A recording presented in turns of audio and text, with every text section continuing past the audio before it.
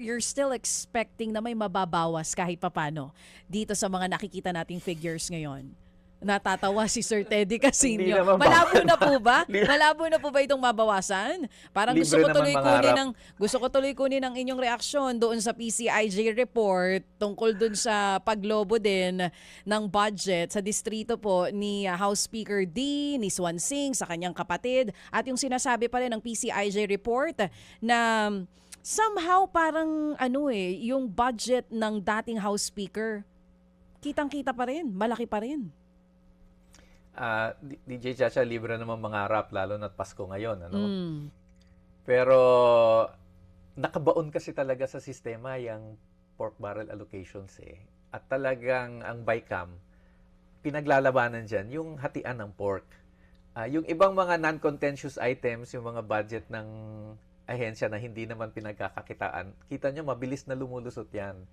Pero pagdating na dun sa mga pork funds, tulad ito na nga, DPWH, mga hard projects at yung soft projects na nabanggit mo, yan ang pinagtatalunan talaga dyan. So, hindi naman masamang mangarap, pero ang isang iniisip na namin, kung sakaling yan nga ang klase ng budget na maipatupad, there can be some legal challenges o constitutional challenges. Okay. Kasi kung matatandaan mo yung 2013, ang malinaw sinabi ng Korte Suprema, dapat walang papel ang legislators sa implementation nitong mga budget na ito. At makikita natin na yung pagkuha ng mga guarantee letters, ng mga referrals, o yung pag-require ng guarantee letters, ng mga referrals para sa scholarships, ng mga recommendations mula sa congressman bago makakuha ng ayuda ang ating mamamayan. That can be considered post-enactment interventions ng legislators.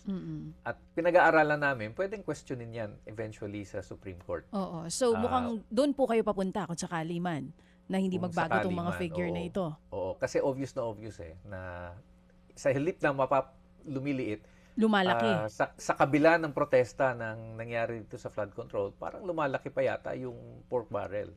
But specific po kayo, just in case matuloy yung paghahain ng petisyon sa Korte Suprema, kung di man mabago yung figure, specific on the MAIFIP budget? Ang naiisip ko offhand, MAIFIP, yung tulong-dunong, may ano rin yan eh. Bagamat informal, may system of referrals din yan eh. Oo, sa DepEd budget. Oo, sa CHED. I think even the school building programs may papel. Ang isang problema dito, DJ, dahil nga sa naging ruling ng Supreme Court noong 2013, informal na yung mga sistemang ito.